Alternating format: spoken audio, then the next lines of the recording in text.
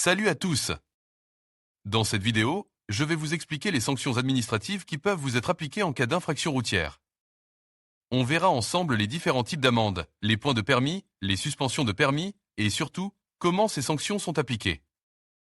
On décortiquera les procédures, les délais et les recours possibles. Préparez-vous, car on va passer en revue tout ce qu'il faut savoir pour éviter les mauvaises surprises. Salut tout le monde! On va parler aujourd'hui des infractions au code de la route, ce que les agents de police peuvent faire et comment ça fonctionne. On va décortiquer tout ça ensemble, étape par étape. Premièrement, parlons des infractions au code de la route. Il y a tellement de choses à savoir, n'est-ce pas? De l'excès de vitesse, au non-respect des feux rouges, en passant par le stationnement gênant ou le non-port de la ceinture de sécurité. Chaque infraction a ses conséquences, et il est crucial de les connaître pour éviter des problèmes. On va passer en revue les infractions les plus courantes, et on verra ensemble les sanctions qui s'appliquent à chacune d'elles. On parlera des points de pénalité sur le permis de conduire, des amendes et des possibles suspensions de permis. On verra aussi les différences de sanctions selon la gravité de l'infraction. Par exemple, un dépassement dangereux sera bien sûr sanctionne plus sévèrement qu'un simple oubli de clignotant. On va vraiment rentrer dans le detail pour que vous soyez parfaitement au clair. Ensuite, on va se pencher sur ce que les agents de police de la route ont le droit de faire. Ils ont des pouvoirs importants pour faire respecter le code de la route, et il est important de comprendre leurs limites et leurs prérogatives. On va parler des contrôles routiers, des tests d'alcoolémie et de stupéfiants, et des procédures à suivre en cas de contrôle. On verra aussi comment réagir face à un agent de police, et comment éviter les conflits inutiles. Il est essentiel de connaître ses droits et de savoir comment se comporter pour éviter toute complication. On abordera aussi les situations particulières, comme les accidents de la route, et le rôle des agents dans ces circonstances. Maintenant, parlons des tests en ligne sur Rolltest. RU.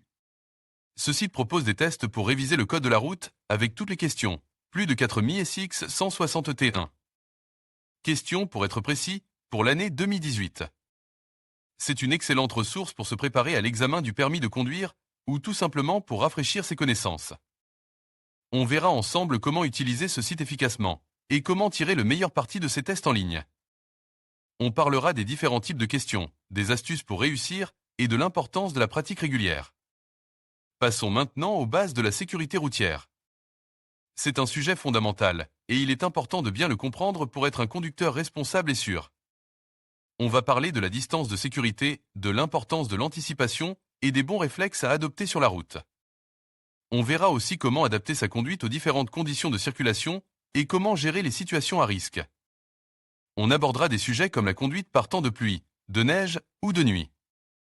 L'objectif est de vous donner les clés pour conduire en toute sécurité et pour protéger vous-même et les autres. Ensuite, on va discuter de la responsabilité en cas d'infraction au code de la route. Qui est responsable?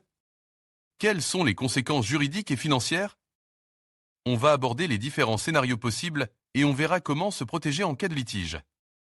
On parlera de l'importance de l'assurance automobile et des démarches à suivre en cas d'accident.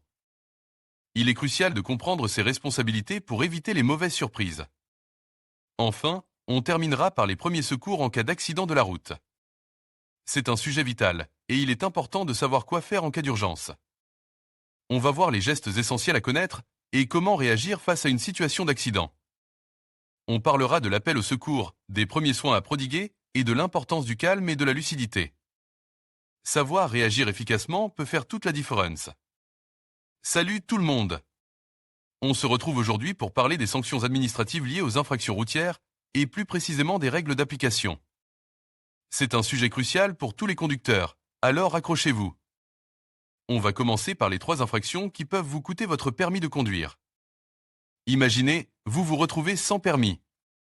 C'est un sacre coup dur. Alors, quelles sont ces infractions majeures? Eh bien, il y a tout d'abord la conduite sous l'emprise de l'alcool ou de stupéfiants. On ne le répétera jamais assez, l'alcool et la route ne font pas bon ménage. Même une petite quantité d'alcool peut altérer vos capacités de conduite et avoir des conséquences dramatiques. Ensuite, il y a les excès de vitesse particulièrement importants. On parle ici de vitesses largement supérieures aux limitations autorisées, mettant en danger vous-même et les autres usagers de la route. Enfin, le 3e cas de figure, c'est le refus de priorité, notamment les passages dangereux et les accidents causés par un refus de priorité qui peuvent avoir des conséquences désastreuses. Ces 3 infractions, si elles sont commises, peuvent entraîner une privation de votre permis de conduire, et croyez-moi, ça vaut. Le coup de faire attention. Passons maintenant à la responsabilité pénale du conducteur. Si vous commettez une infraction au code de la route, vous n'êtes pas seulement responsable administrativement, mais aussi pénalement. Cela signifie que vous pouvez être poursuivi devant les tribunaux et encourir des peines plus lourdes, comme des amendes importantes. Une peine de prison, ou même les deux. La gravité de la sanction dépendra bien sûr de la nature de l'infraction et de ses conséquences. Un accident avec des victimes aura évidemment des conséquences bien plus graves qu'un simple dépassement de vitesse. Il est donc essentiel de respecter scrupuleusement le code de la route pour éviter toute poursuite pénale. La privation du permis de conduire, on en a déjà un peu parlé, mais il faut détailler les modalités possibles de cette sanction. La durée de la privation peut varier considérablement, allant de quelques semaines à plusieurs années, voire même une annulation définitive. Du permis dans certains cas extrêmes. La décision est prise par les autorités compétentes en fonction de la gravité de l'infraction et du casier judiciaire du conducteur. De plus, il y a souvent des mesures complémentaires, comme une obligation de suivre des stages de sensibilisation à la sécurité routière, ou une visite médicale pour évaluer l'aptitude à la conduite. La perte de votre permis n'est pas une simple formalité, c'est une sanction qui a des conséquences importantes sur votre vie quotidienne. Maintenant, parlons de la responsabilité civile du conducteur. Même si vous n'êtes pas responsable pénalement d'un accident, vous pouvez être tenu responsable civilement. Cela signifie que vous devrez indemniser les victimes pour les dommages corporels ou matériels qu'elles ont subis. Votre assurance jouera un rôle important dans ce processus, mais il est important de comprendre que votre responsabilité personnelle peut être engagée si votre assurance refuse de couvrir les dommages. Il est donc primordial d'avoir une bonne assurance automobile et de respecter les règles de conduite pour éviter tout problème. Enfin, pour conclure cette partie, revenons sur la responsabilité pénale et son application en cas d'infraction au code de la route. Comme on l'a vu, la responsabilité pénale est engagée lorsque l'infraction est suffisamment grave. Les sanctions peuvent être très variées, allant d'une simple amende à une peine de prison ferme. Le procureur de la République décidera des poursuites et le juge déterminera la sanction. Il est important de comprendre que la justice ne plaisante pas avec la sécurité routière. Le respect du code de la route est essentiel, non seulement pour votre sécurité, mais aussi pour celle des autres. Alors, soyez prudents, respectez les règles et roulez en toute sécurité.